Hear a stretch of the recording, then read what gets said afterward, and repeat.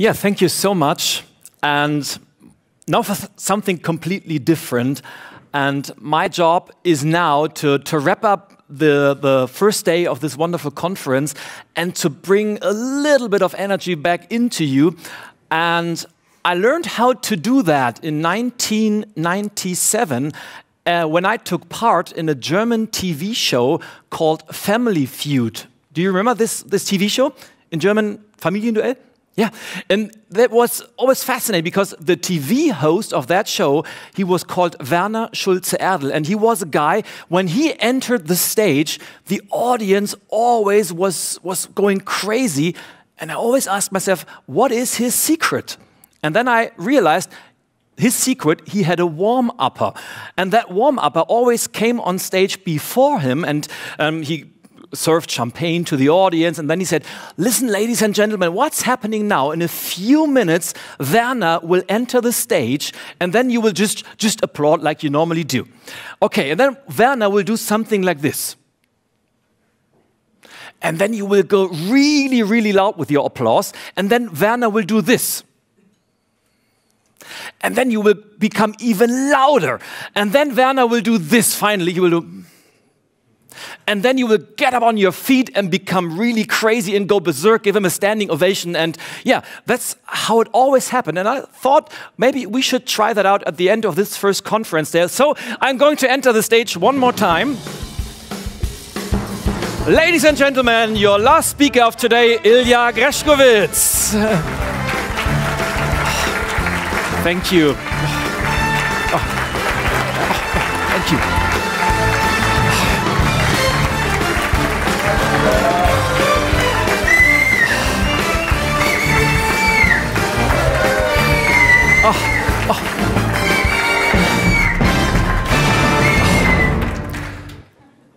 Thank you so much.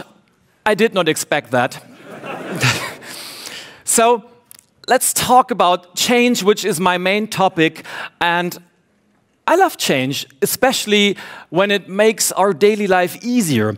A few minutes before I came into this room, I was in my hotel room on the 5th floor, and I FaceTimed with my 4-year-old daughter, Elizabeth. And first she was very excited and told me about her day at the kindergarten, but then she became a little bit thoughtful and said, I miss you so much. You're the best daddy in our whole family. And I thought, well, until today I always thought I was the only one, but it always amazes me how modern technology has transformed our everyday life. And I wish you would have been with me. It was roughly a year ago, December 2016, and I'm standing in the lecture room of the SRH University in Berlin, and I'm giving a workshop about leadership in times of change. And as I'm looking into the eyes of the students, as I'm doing with you guys right now, I suddenly realized something. And for that, you have to know that this year in January, I turned 42 years old. Yeah, thank you. And even if I would consider myself as very open, very innovative, I already belong to this famous generation old school.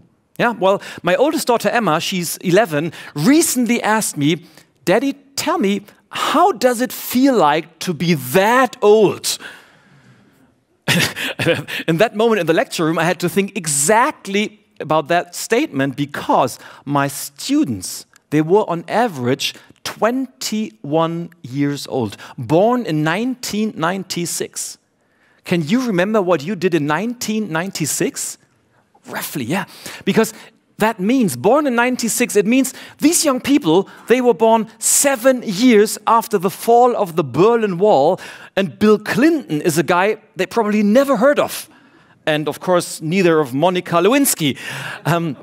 They have never used gadgets as music cassettes or telephones with a cord, or do you remember these little machines?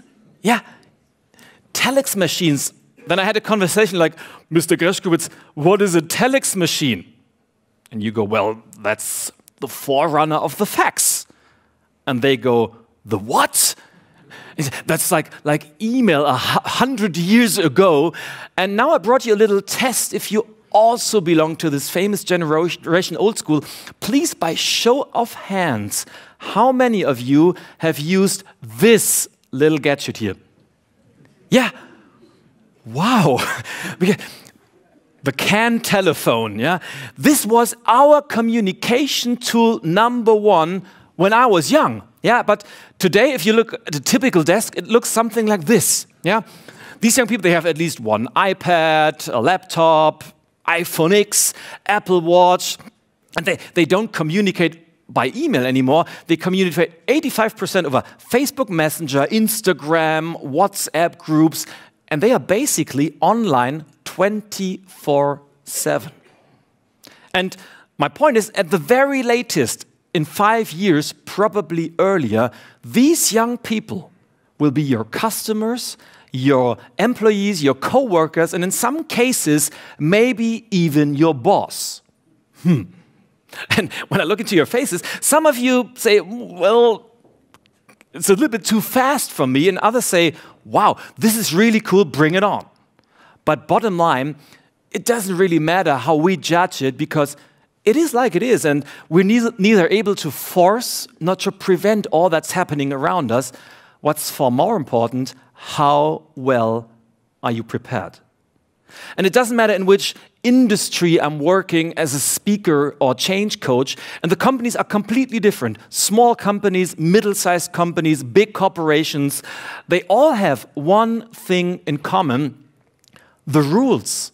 They have changed, and what used to be standard yesterday can be outdated tomorrow, and change has become the new normal, and it no longer has a beginning and an end, but it has become a permanent condition. And especially developments like artificial intelligence or the demographic trend and, of course, the digitalization are the main reasons that markets change dramatically. And the customers are behaving completely different than they used to do just a few years ago. And nobody knows exactly how the future will look like, but one thing is for sure: business as usual is over. And that means that our personal ability to deal with all these changes around us will determine whether you jump on that train riding into the future, or if you will be left behind at the railway track.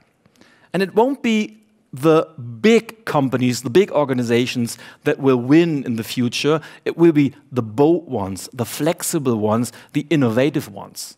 And I think everybody knows that, but when I take a look around in my daily job, there's a lot of talking about change, but very little doing.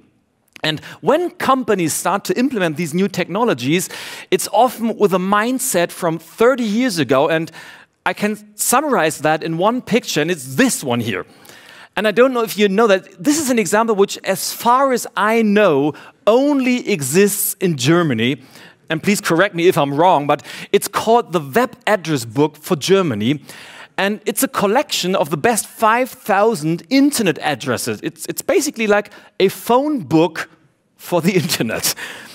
And someone took a method from 30 years ago for a challenge of the future. And just imagine you're sitting on your couch and your spouse says, darling, what about ordering some food for dinner tonight? And you say, great idea. Let me just put away my smartphone. I'm going to take a look at the web address book. I mean, this is like the phone book. It's like Google in a print version. Nobody does that. But why do so many people, so many companies struggle with changing actively? And the point is, it's never lack of knowledge. It's always because we don't use the knowledge we already have. And this is my experience from over 15 years of studying human behavior. Everybody wants change, but nobody wants to change. Everybody wants change, but nobody wants to change. And companies, teams, organizations only change when the people change. And the best change process, the best project team doesn't mean a thing if the people don't join the movement. And this is one of my biggest beliefs, a prediction from me. In times of constant disruption, of constant change happening around us, it all comes down to the human personality as the #1 success factor in the upcoming years. Because no artificial intelligence, no robot, and no software will ever be able to replace things like personal relationships or empathy or something like team spirit. And because of that, this is probably something like a central theme of my little speech. Change doesn't happen out there, it happens up here. It's a mindset. And because of that, my talk will not be about fancy techniques or state-of-the-art methods, and I'm definitely not going to tell you how you should do your job, because every single one here in this room is really excellent at that. Instead, I'd like to challenge you a little bit. I'd like to invite you to think about your change mindset, to ask yourself some bold questions, and after all, be successful with the people on your team. And to do that, please let me introduce my change formula to you, my 4 C's of change. And these are the pillars of every successful change. And it doesn't matter whether it's in business or in life, whether they are small or big, whether you choose them or they happen to you. And here they are. You deliberately choose your attitude, you choose your vision, you choose to take calculated risks, and you choose to take action and make this change mindset a daily habit.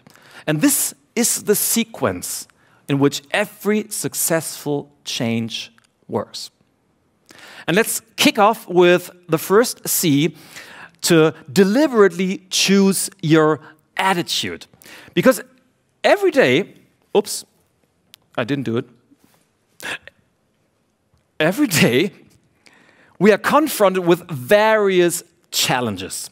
And little of them, we choose ourselves. They happen to us. Like you said, they just happen to us. And we cannot control what happens to us. But you can always choose your attitude. You can always choose how you react to it. And because of that, there are people who use opportunity after opportunity after opportunity, while others complain they never even get one. And I tell you what, people never have a change problem. They always have an attitude problem. And I learned that the hard way over 13 years ago from a very special woman. And that woman, she was an actress and the seminar leader of a workshop for department store managers, because in my former career I was a department store manager for Karstadt, Germany's biggest retail corporation, and for IKEA. And I had to attend this workshop about team building.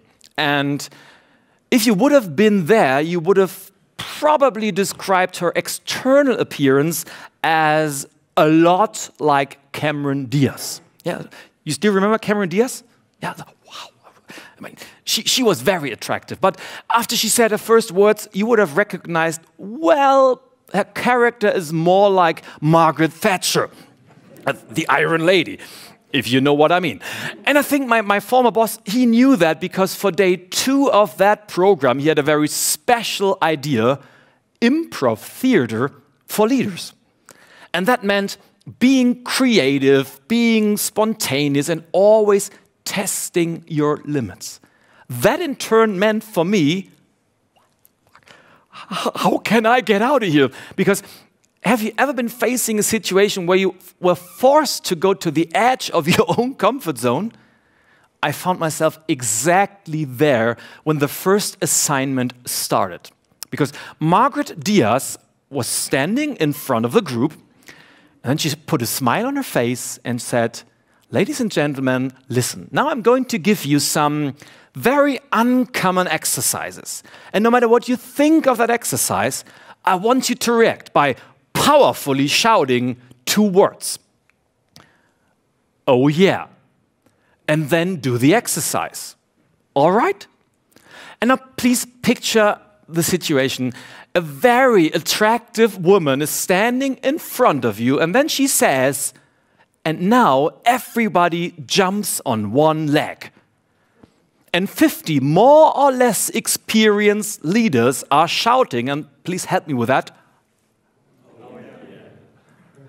Okay, I get it. It's late. Maybe you should do it. And 50 more or less experienced leaders are shouting. Yeah, and then they jump on one leg like this. And now please be honest, how many of you would have done that? Yeah, yeah, not so many. And to tell you, I didn't do it because I found it far too embarrassing. And next she said, and now everybody moves like a monkey. Oh my gosh, tell you what, they liked that one. And especially the men were shouting, drumming their fists on their chests while I tried to attract, there was a lecture like this, tried to attract not too much attention in the back of the room. But I had a gut feeling that the best was yet to come. And I should be right, because she said, and now everybody hugs the person standing next to him. And the whole group is shouting. And to my left, a 6'10" colleague with broad shoulders, full beard, named Manfred, is extending both his arms and is about to hug me. And I look at Manfred, I look at my colleagues who are already lying in each other's arms, I look at Manfred, I look at my colleagues, I look at Manfred, and we're getting to the final act because what did I shout? Wrong. Believe me, I really wanted to, but the words, they wouldn't come over my lips. And while my imagination is running wild and I'm thinking I'm never going to even touch him, suddenly the pretty actress was standing right in front of me. And she said something that made me think. She said, Ilja, what are you afraid of? Maybe it will be really good. But you will never know that if at least you give it a try. And boom, she was gone. And it was Manfred and me again. And so, what should I do? Basically, I had two options. Should I quit and leave the room? Or should I be bold and give it a try? And it felt like eternity to me until I'd made my decision, because actually she was right. The least I could do was try it out to see what would happen. And so even if I still had so many doubts, I deliberately said, oh yeah. And then I hugged Manfred, who cuddled himself unexpectedly passionate against me. I mean, he was really passionate. And you know what? It wasn't bad at all, yeah? Because suddenly we got to know each other, then we became friends, and 3 years later, Manfred became my boss.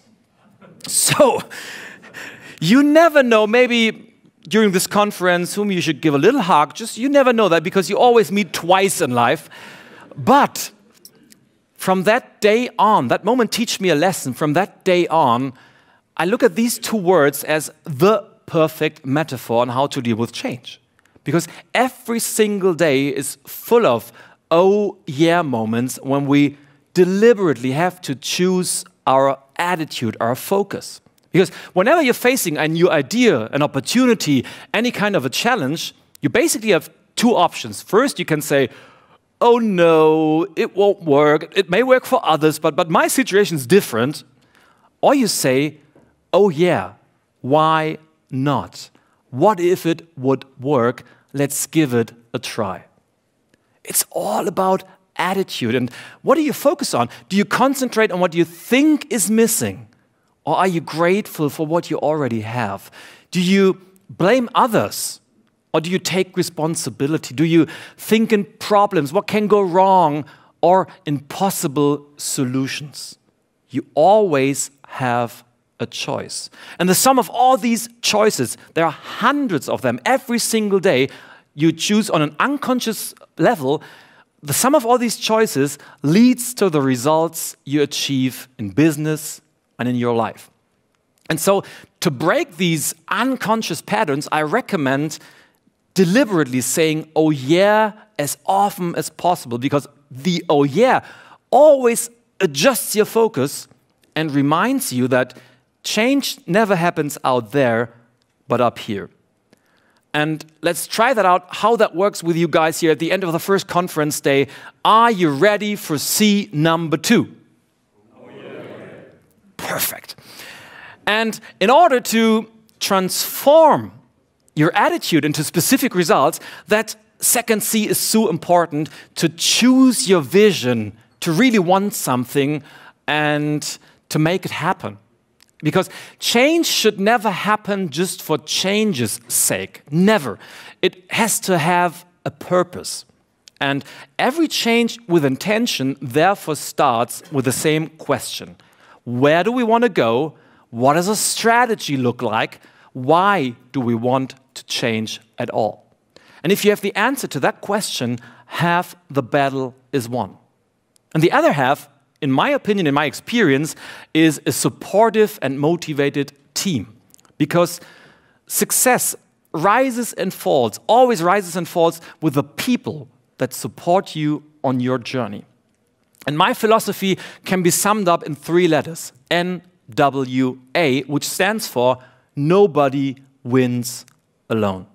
Success is always the result of teamwork, and no matter how much I believe in individual personalities, no matter how good everyone in this room is, without the right team at our side, we will never be as successful as we can be, because we're always stronger together. We're always stronger together, and the common drive of every successful team is this. It's a compelling vision, values you share with each other, and a clear goal. And this is what separates a real team from just a bunch of people sitting in the same office or working on the same project. Isn't it true? If you know what you stand for, if you know your core values, and if you know your vision, you will always find a way to make it happen. Often it's not the one you planned, but you will find one, because you're willing to make mistakes and learn from the failures that will happen on your way.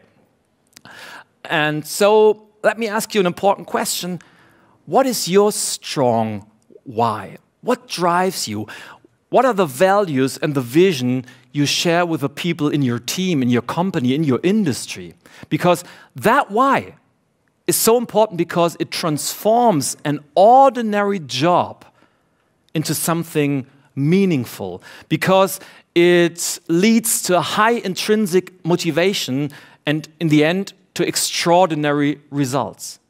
But of course, everything that's extraordinary in life always comes with a risk. Always. I think only mediocrity comes without any effort. And that brings me to the third C of change. We need to choose to take risks, calculated risks. And that means to boldly develop new ways, letting go of what used to work. And that was my biggest challenge in the early days of my own company in 2009. Because I thought I could just go on like I had always done things. I wanted the old ways to work, only the results should get better. But change simply doesn't work that way. Only because I was a successful manager in a big corporation didn't mean I could also be a successful entrepreneur. And so I had to learn one thing the hard way, and that was customers just don't care how good you used to be yesterday. They just don't care. They only care how good are you today, and what solutions do you provide for the future. And that lesson I learned, and I have a mantra since that day, and it's this one: what got you here won't get you there, which means the ideas, thought patterns, actions that got you where you are today won't get you where you want to be tomorrow. In order to get from here to here, you need new ideas, new ways of thinking, new solutions. But the good news is opportunities are everywhere. They are everywhere. But if you remember that picture with a door, they are knocking on your door every single day. But how often do you forget to open the door? How often are you doing what you're doing because you've always done it that way, because it's normal, because everyone's doing it? If we want to achieve extraordinary lives, we have to be willing to take calculated risks. And of course, the more we think outside the box, the more we walk aside from that normal path where everybody's going, of course, the bigger the risks become. But so do the opportunities. If you have the courage to replace the, oh no, it won't work for others, my situation's different, with a powerful, oh yeah, let's give it a try. If you have the courage to make mistakes, if you have the courage to try something you've never tried before. And John Wayne said it so well, and it's one of my favorite quotes. He said, courage is not the absence of fear. Courage is being scared to death, but settling up anyway. So are you willing to settle up? Oh yeah. And I learned that what that courage can do for you in the year 2005, and it was 100 meters above the ground.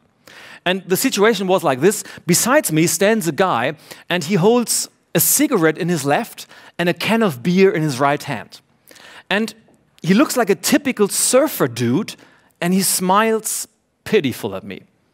And that doesn't surprise me, because we are standing in a tiny, shaky cabin that's being transported into the sky of Lloret de Mar. Any Spanish people in the room? No? That's being transported into the sky of Lloret de Mar by an even more shaky crane. How did I get here?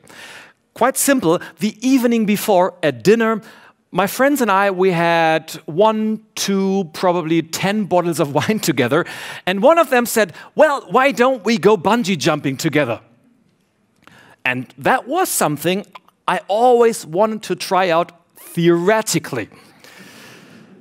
But the higher that cabin got practically, the bigger my fear of heights kicked in. And now I'm standing here. Literally, my whole body is shaking, and I've reached the point of no return. And that surfer dude, he takes one last puff of his cigarette, whatever that was.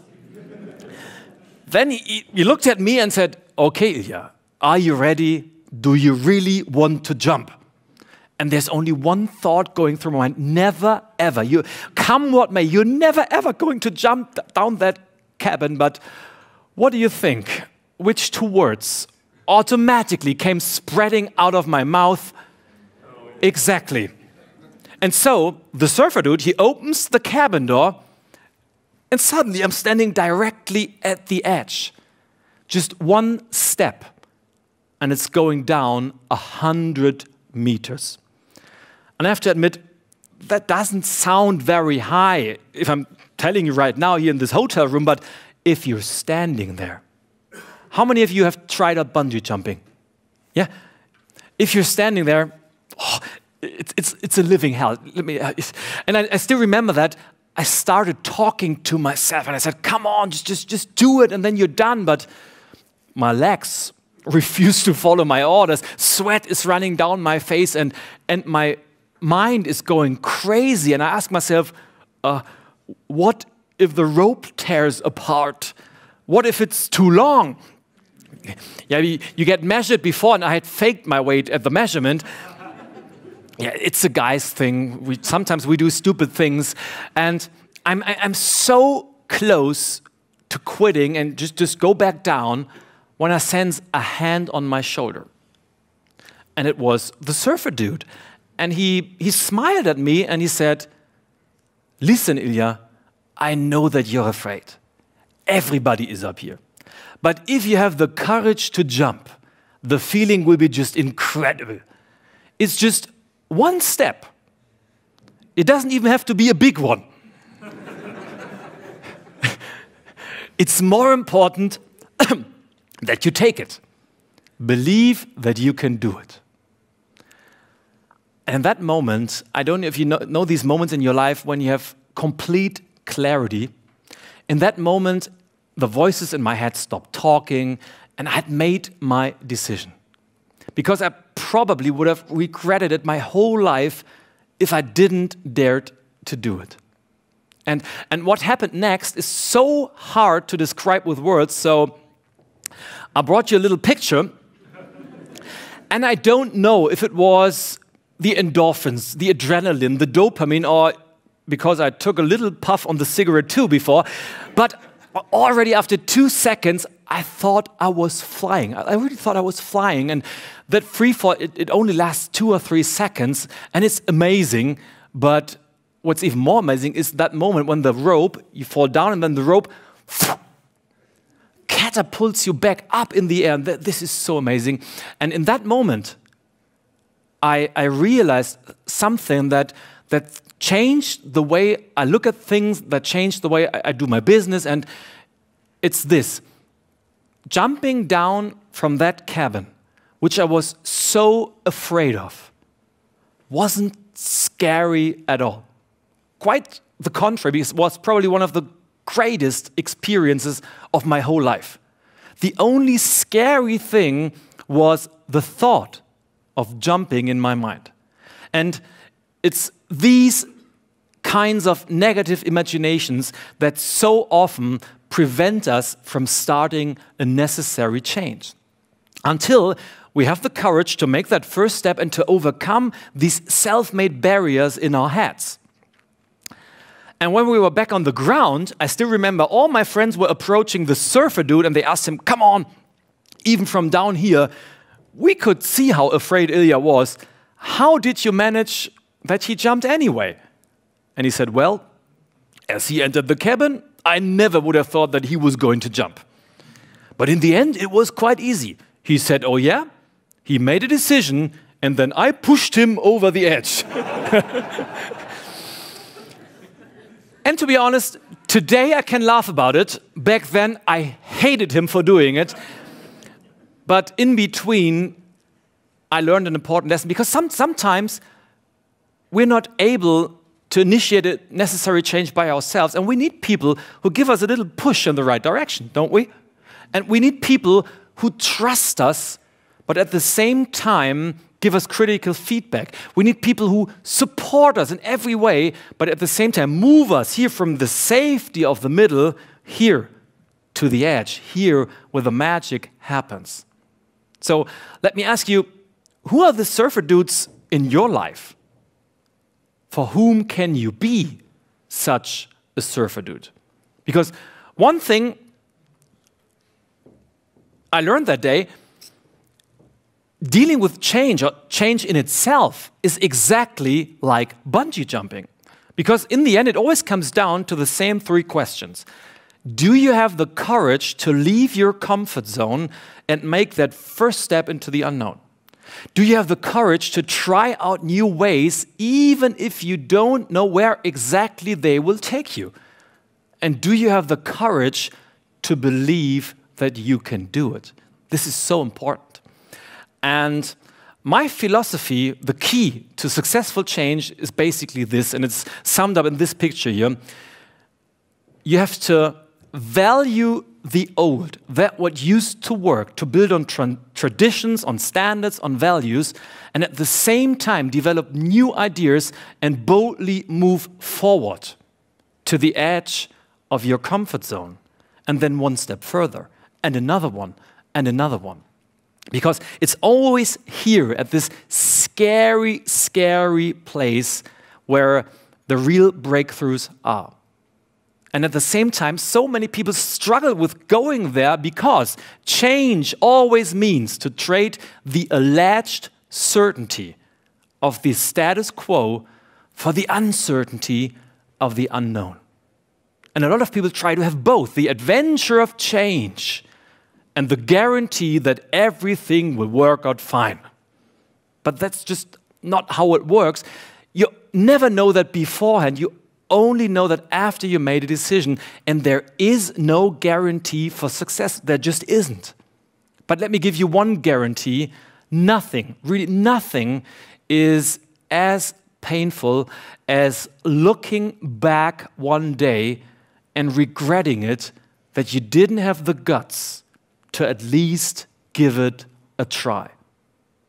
And because of that, it's so important that your inner drive for opportunities is stronger than your fear of the unknown. And it's always this way, from here to over there. And everyone will follow you on your journey if you're able to make this place more attractive than this place. And that brings me to a little service for you, because I know I only have 55 minutes for my little talk, but if you want to dive a little bit deeper into that topic of change, I provided a little handout for you. And if you go to my website, which is www.Gresch-ko-witz.com, and I know it's a terrible name, but that's my name, and /oh yeah, you will find a PDF. It's about 10 or 12 pages, and I have summarized my speech for you, a lot of pictures over there, and I have some literature which I recommend reading for further knowledge. And if you go there, it's a download for your convenience, and you may take your smartphone, or if you're old school like me, you just write it down and download it later. But important, you have to download it until tomorrow afternoon. That's important. Gresch-ko-witz.com/oh yeah. Yeah, iPad is okay as well. Okay, 3, 2, 1, and ready? Oh yeah. And so we've reached the 4th C of change, and this is probably the most important one. I told you it's never lack of knowledge, it's always because we don't use the knowledge we have. And the 4th C stands for to choose to take action and make change a daily habit. And this is important because change is not a one-time event. We have to repeat it day after day after day. And that means change small but often. And let me give you an example of what I mean by that. Have you ever faced any kind of a situation which initially seemed impossible to master? You know these situations in life? About 10 years ago, I bought a house in Berlin where I still live, and 3 or 4 weeks after we moved in, I met my neighbor Mike at the hedge which divides both our properties. And yeah, I know hedge is probably a little bit exaggerated because it looked like this back then. And I still remember that because Mike, he adjusted his glasses and then he said, "Ilja, something bothers me. Tell me, why don't we both own one of these wooden garden sheds?" And I always wanted to have one, and we could use it to store our bikes or our gardening tools. Listen, why don't we cobble this area over there on the lawn, order 2 of these prefabricated sheds on the internet, and next Saturday we assemble them together and place them back to back. What do you say? And to be honest, I always wanted to own one of these sheds, and I liked the plan, so I said, count me in. And indeed, as advised, the logistics company arrived the next Saturday at 11 a.m. and they placed 5 big Euro pallets onto our street. And we are men, so the main characteristic of our plan was our thoughtfully developed time management system. And it went something like this: unpacking the pallets until 12, assembling the sheds until 4 p.m., and at 6 p.m., relaxing and barbecue on our back porch. But did you ever made a perfect plan, but then everything went completely wrong? That's how it was with our task, because as we unpacked the very first pallet, we didn't see any prefabricated parts at all. And I know Mike said, "What the heck is this? These are hundreds of single wood slats. We better start sorting them out." And so we started sorting them out, and we sorted and sorted and sorted and sorted. And as we were finished sorting them out, it was 7 p.m. The whole Saturday was gone, and we were completely frustrated. And I said, well, let me summarize. Altogether, we have 378 wood slats, we have 48 crossbars, 275 roof tiles, and a huge bag with nails, bolts, and lots of other stuff. Please tell me, what does the instruction manual say? Oh, and Mike's facial expression didn't look too optimistic. And do you know that typical language in instruction manuals? Until today, I have no idea where these chats came from, because he read, and this is what it said. It says, not bend slightly, would A and link to back wall for picture AW112, with bracket C in tool from man, use for success with AW113. For damage or wood with fear too many, complain to us, Main Street 33. That was it. That was all. And I still remember that for at least 3 minutes, we sat there in complete silence and nobody spoke a word. But suddenly, energy started to kick into Mike's body, and he said, no, Ilja, we're not going to quit. We won't give up. Listen, this is what we'll do. Tomorrow, we start at 7 a.m. and then we start to assemble these damn sheds. Wood slab for wood slab and crossbar for crossbar and roof tile for roof tile. And we won't stop until we're done. And if it's the last thing I'll ever do. And this is what the 4th C of change is all about. Not to try one big change, but to take small steps on a consistent basis.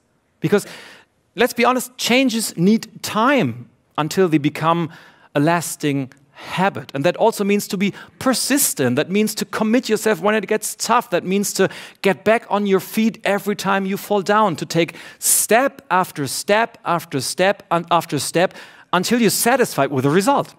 Because if you break down big challenges into lots of small chunks, something that seemed impossible suddenly becomes manageable.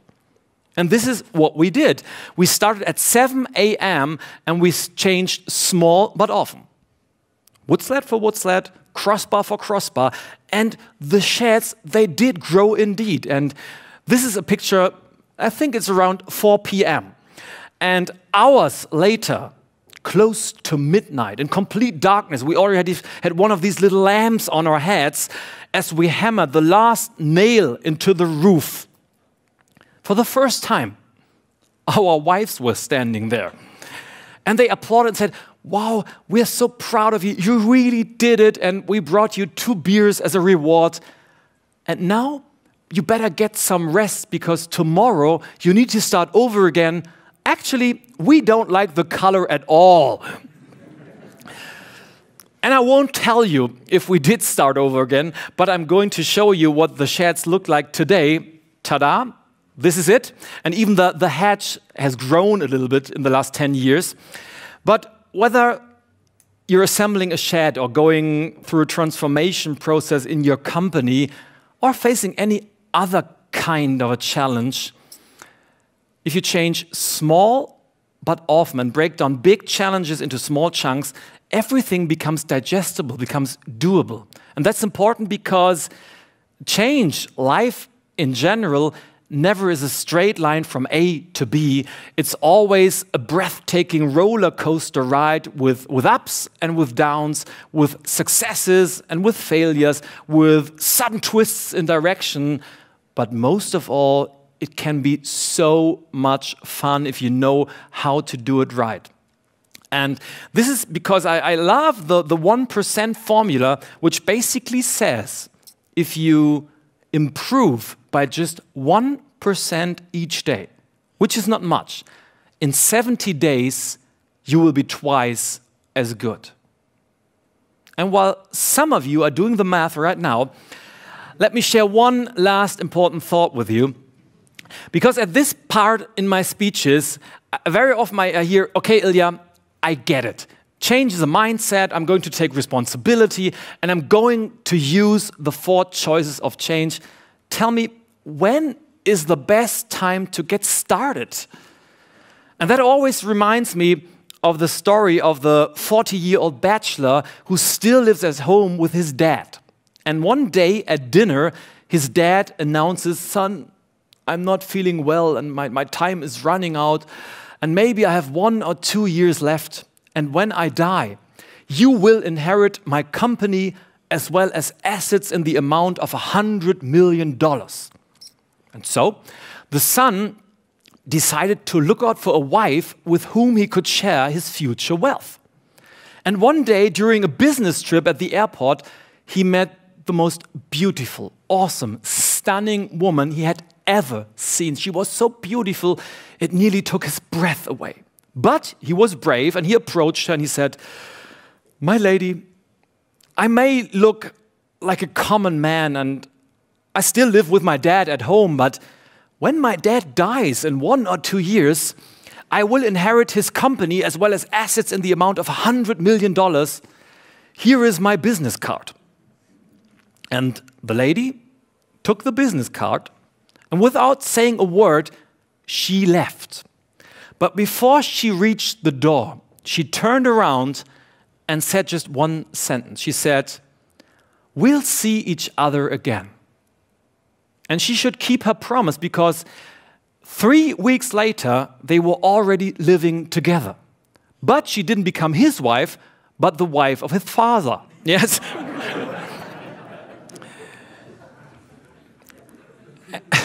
And the point is, opportunities are everywhere. They are everywhere. And if you don't use them, somebody else will. And the next time you are facing any kind of a challenge, I want you to remember the 4 C's of change because they really work. They really work. I will never forget how hard I had to fight for my very first paid speaking gig. Way over 1.5 years, I positioned myself, I approached speaking bureaus, and I called potential clients. And without a single result, you cannot imagine how often I heard the word no during that time. Until one day, I got a call from an HR manager from a big corporation whom I probably called 6 or 7 times already. And at first I thought she wanted to complain about that, but she said, "Mr. Gresch-ko-witz, it was hard work, but I managed to convince our board. We'd like to hire you for our annual company meeting. Are you available next September?" And on the outside I was replying, "Well, let me take a look at my schedule." But on the inside I was going, bam! I was so pumped up, but as I put down that phone, that feeling of euphoria quickly transferred into extreme nervousness because the event was in the largest venue in a small town. They announced me in a big 2-page article in their company magazine, and the CEO personally picked me up at the train station. And on the day of the event, there were about 800 people sitting in the audience, and all the spotlights were on me. And then the MC of the event said, "Ladies and gentlemen, please welcome today's speaker, renowned expert and the star of this year's conference, Ilja Grzeskowitz." And then I took a deep breath, went on stage, and then I delivered a speech which probably wouldn't have been good enough for the parents' meeting in my daughter's kindergarten. The applause was golf tournament style, something like, and the atmosphere kind of depressed, and I was looking into faces who said, what was he talking about? The HR manager that fought so badly for me came to me afterwards and said, "Ilja, we run this event for 11 years now, and never once was the atmosphere that bad." Our CEO left after the first half. And sometimes it's crazy because the very first thought I had was, well, and how do I get back to the train station now? But then I realized that was it. It had been my big moment.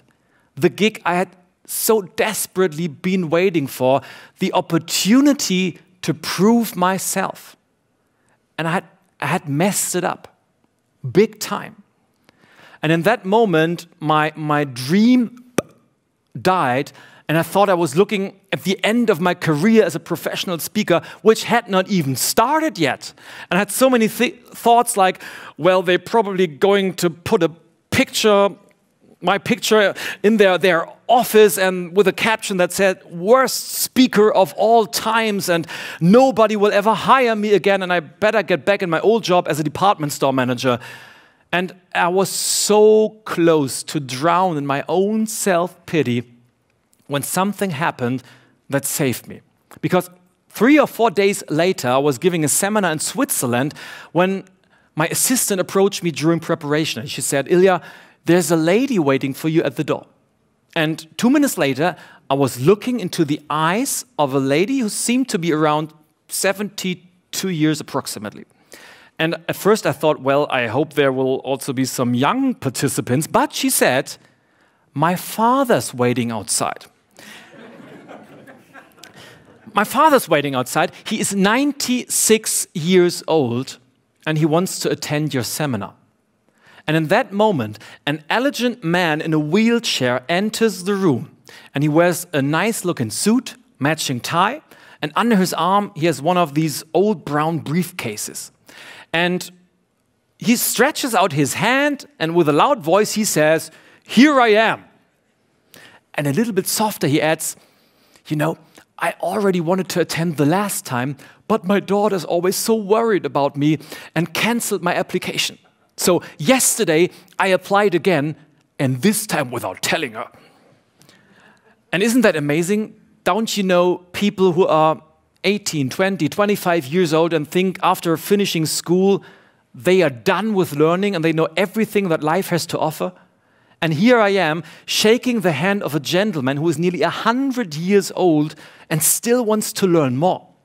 And at the same time, my level of confidence is still extremely low. So I say, well, it's an honor to have you in my seminar, but what on earth can I possibly teach you that you don't already know?